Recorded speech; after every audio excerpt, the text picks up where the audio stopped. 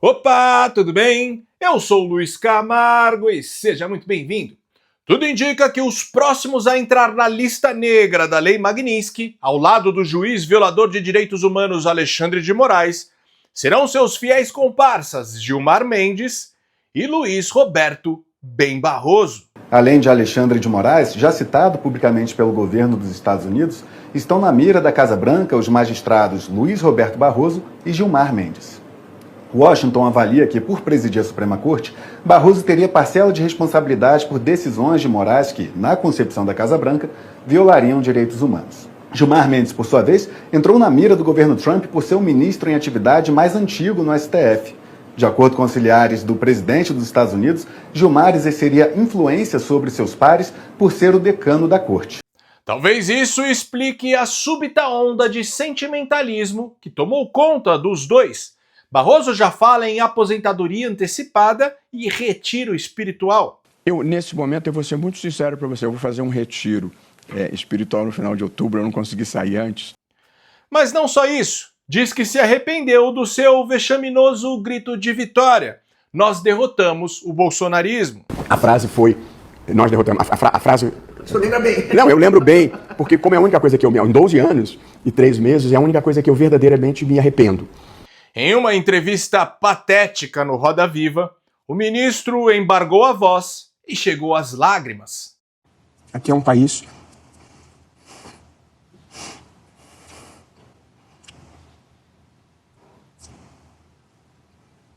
o Brasil é um país que acolhe as pessoas. Será que o choro foi pelo contraste de pensar que ele está impedido de entrar nos Estados Unidos, enquanto o Brasil é um país tão acolhedor?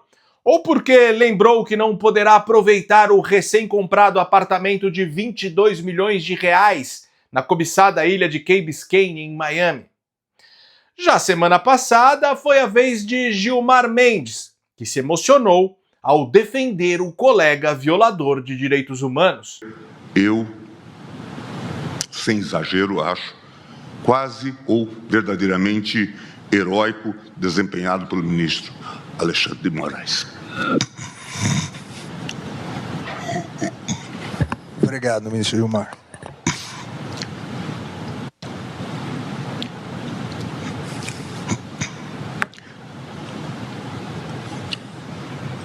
Como você pode perceber, Moraes também demonstrou estar bastante emocionado.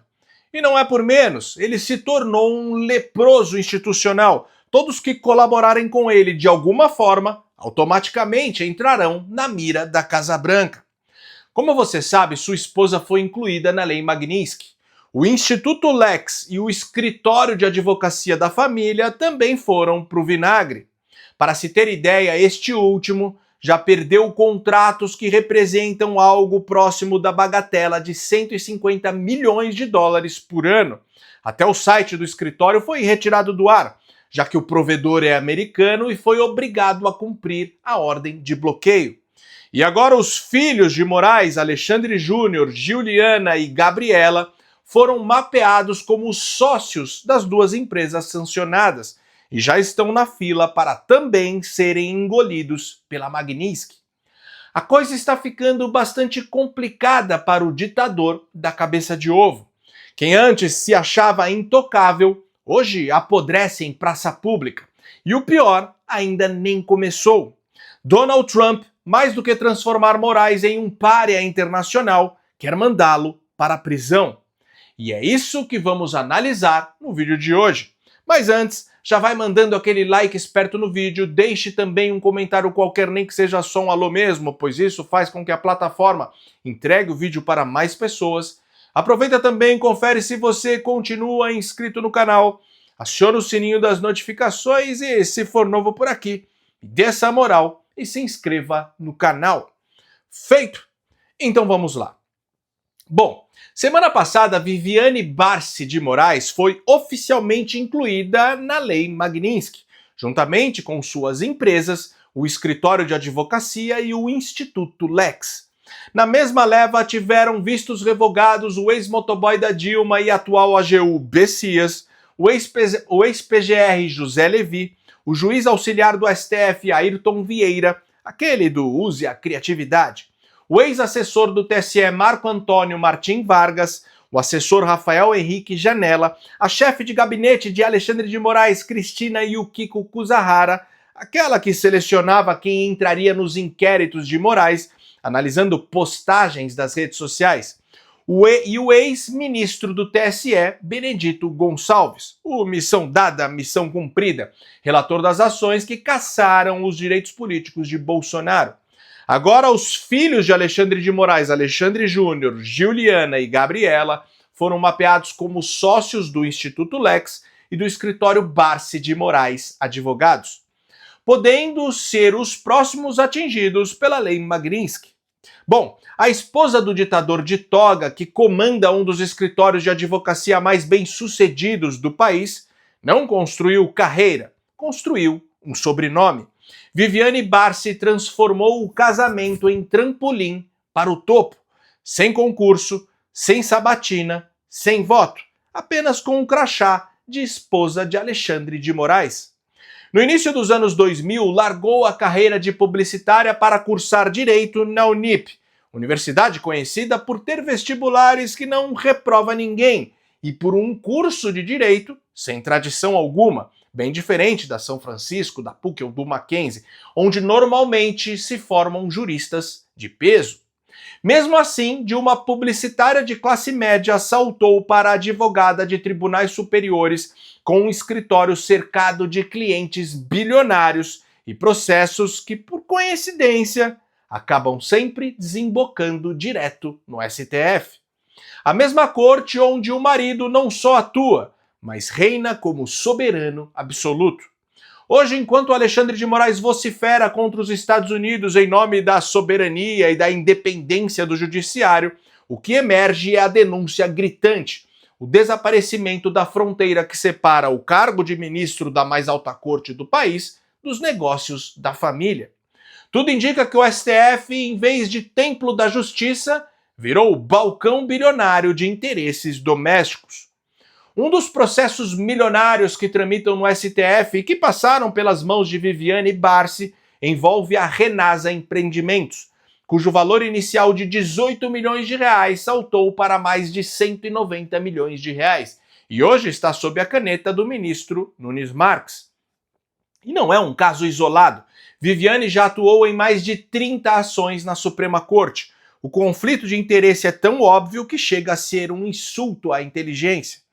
Em qualquer democracia séria, isso seria crise nacional e afastamento imediato. No entanto, no Brasil virou norma institucional. Precisou que outro país intervisse. A Casa Branca listou Viviane Barsi na Lei Magnitsky, bloqueou seus bens e carimbou seu escritório como rede de apoio financeiro ao ministro violador de direitos humanos. Por sua vez, Moraes saiu em defesa da esposa. O STF emitiu nota de repúdio e a imprensa correu para blindar o escândalo. Em setembro, Viviane abriu um novo escritório com um CNPJ próprio em Brasília, registrado como Sociedade Individual de Advocacia. O ato ocorreu dias após ela ter sido incluída na lista de sanções da Lei Magnitsky pelos Estados Unidos. Bom, o que Viviane Barsi fez, óbvio, com a orientação de Alexandre de Moraes, abrir uma nova empresa, um novo escritório de advocacia, um novo CNPJ, que foi inclusive incluído no dia 22 de setembro deste ano, ou seja, há poucos dias. É uma nova tentativa de burlar o sistema financeiro, de burlar as sanções que a eles foram aplicadas, para eles continuarem movimentando fortunas, continuar com cartão de crédito, continuar com conta bancária e se divertindo. Mas o povo e eu não vamos deixar isso acontecer. Nós vamos continuar monitorando, nós vamos atrás. Hoje são 50 milhões de brasileiros fiscalizando você, Alexandre de Moraes. Não é um gabinete de fake news, não é o seu povinho que está em volta de você, não é você fiscalizando uma direita. Hoje é o Brasil fiscalizando você, é o Brasil atrás de você e você vai aprender o que é justiça de verdade, você vai aprender o que é democracia. No entanto, mesmo com o novo CNPJ, a medida não livra a Viviane das restrições, já que a sanção recai sobre o CPF e não sobre a pessoa jurídica. Na prática, todos os ativos, contas e operações sob controle dela ficam automaticamente bloqueados em transações internacionais. Abrir uma nova empresa não muda o efeito. Qualquer vínculo econômico ligado ao CPF sancionado segue sujeito a congelamento e proibição de acesso ao sistema financeiro global. A verdade é que os efeitos da Lei Magnitsky não são imediatos, mas corrosivos, implacáveis e gradativos. Eles não atingem apenas o alvo direto, mas se espalham como um veneno silencioso, contaminando sócios, amigos e principalmente a família. Pode ter certeza que o império pessoal de Alexandre de Moraes será implodido tijolo por tijolo. No entanto, o Laranjão não brinca em serviço e, como falei, mais do que transformar Moraes em um pária internacional, sua meta é jogá-lo atrás das grades. E o caminho para isso já está traçado. O primeiro deles passa diretamente pelo explosivo caso Felipe Martins. Pode-se dizer que o ex-assessor de Bolsonaro foi o primeiro refém do regime que Moraes instituiu no país. Quem falsificou a entrada de Felipe Martins nos Estados Unidos para que Alexandre de Moraes o prendesse ilegalmente? Essa é uma pergunta que está sem resposta até hoje. É preciso compreender a gravidade do que está em jogo. Falsificar um registro de entrada nos Estados Unidos não é um erro banal, é um crime federal seríssimo, especialmente em um país que investe bilhões de dólares para proteger suas fronteiras. Agora imagine que essa falsificação parta justamente de um regime que já está na mira da Casa Branca, sob pesadas sanções. E pior, que tudo esteja diretamente conectado a Alexandre de Moraes, o pseudo-juiz enquadrado pela Lei Magnitsky. É evidente que isso vai explodir. O caso Felipe Martins está longe de terminar. Se houver condenação por crime federal nos Estados Unidos, mesmo a revelia, poderá ser emitida uma ordem de prisão internacional via Interpol, a temida difusão vermelha, com possibilidade de homologação da sentença aqui no Brasil, para todas as autoridades envolvidas na falsificação, incluindo Alexandre de Moraes. O efeito dominó pode ser devastador, e se caso o regime decidir blindar seus cúmplices, os Estados Unidos podem muito bem deixar os avisos diplomáticos de lado e começar a falar a linguagem que governos omissos entendem, a da força. O doutor Sebastião Coelho, muito antes do tarifaço ou da Lei Magnitsky, já falava sobre isso. O caso do Felipe Martins derrubará autoridades aqui neste país. Derrubará autoridades aqui neste país. Nós temos mais uma informação do relacionamento familiar de uma pessoa da OEA com policiais, que eu estou só deixando a dica, não é? Só deixando uma pista, mas que nós temos bala na agulha, nós temos e muita. Já a segunda possibilidade de Moraes ir para a prisão está ligada ao processo da Trump Media Group. Como você deve saber, a empresa de Donald Trump entrou com uma ação na Justiça dos Estados Unidos contra Alexandre de Moraes. Uma coisa são as sanções que o governo Trump está aplicando contra Moraes e o seu entorno. Outra é a ação que a empresa de Trump está movendo, que busca responsabilizá-lo criminal e civilmente em solo norte-americano. Existe uma estratégia clara por trás disso. A ação acusa Moraes de ter violado a primeira emenda da Constituição dos Estados Unidos ao expedir ordens secretas de censura extraterritorial, atingindo plataformas e usuários sediados em território americano. Vale lembrar que brasileiros residentes nos Estados Unidos também estão sob a proteção da legislação local. Na petição, o ministro do STF é acusado de ter atuado fora de sua jurisdição, uma conduta ultra vires, que abre caminho para responsabilização pessoal. Em outras palavras, Moraes não seria apenas contestado, mas enquadrado como réu em um tribunal norte-americano. Além das sanções, Trump insiste em levar Moraes à justiça americana para que a censura praticada por ele seja oficialmente reconhecida e condenada por um tribunal. E nos bastidores já se comenta que apenas impedi-lo de entrar nos Estados Unidos e sufocá-lo financeiramente seria pouco. Para o homem laranja, Moraes precisa ser preso. Por isso, a condenação pela justiça americana se tornou peça-chave dessa ofensiva. Preste atenção nesta fala do advogado Jeffrey Schickini no programa Timeline. Olha só. Soberania nacional. Os Estados Unidos têm suas leis. Então, o Brasil não pode interferir na legislação americana. O que o Brasil está fazendo via Itamaraty é invadir na soberania americana. O Alexandre de Moraes, o ministro da Suprema Corte brasileira, ele emite decisões que devem ser cumpridas nos Estados Unidos. Isso ele não pode fazer. Então tem uma pessoa que reside nos Estados Unidos, seja americana, seja brasileira, residente nos Estados Unidos, e ele dá ordem judicial, por exemplo, para a Meta. Bloqueie o perfil dessa pessoa que está publicando dos Estados Unidos. Se a pessoa está em território brasileiro, em território americano, essa decisão dele está alcançando o território americano. Isso não pode. Ele não pode dar uma decisão no Brasil para que uma empresa americana suspenda a rede social de uma pessoa que está em território americano. Isso ele não pode. A defesa do Donald Trump veio agora e disse o seguinte: Justiça, proíba, dê uma liminar para que essas empresas americanas não cumpram ordens do ministro brasileiro de derrubar perfis de pessoas que moram nos Estados Unidos, sejam americanas ou residentes nos Estados Unidos.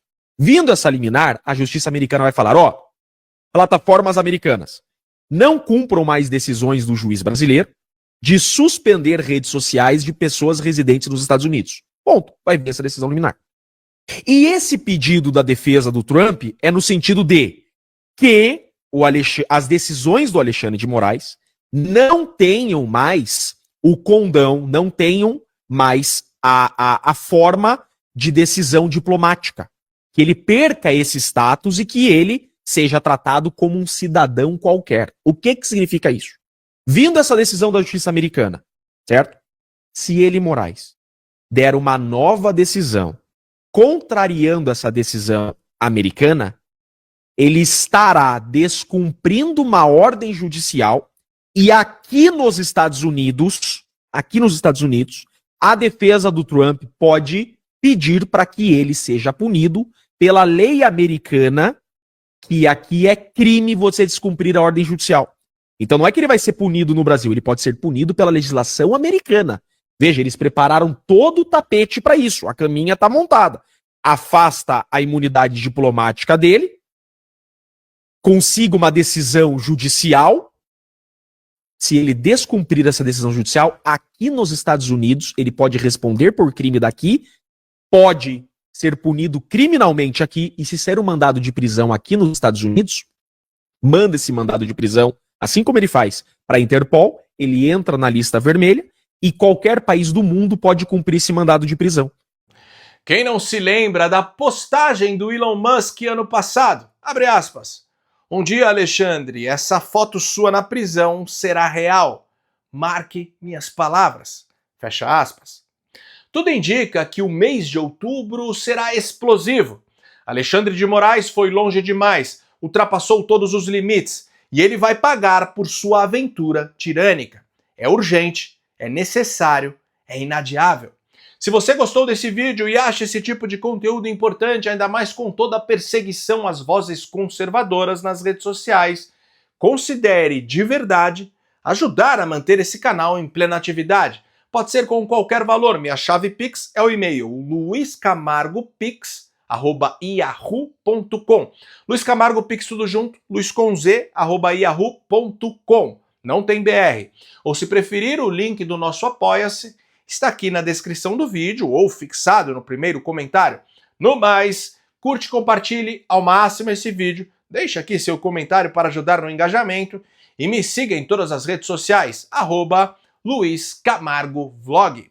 Então até o próximo vídeo, valeu!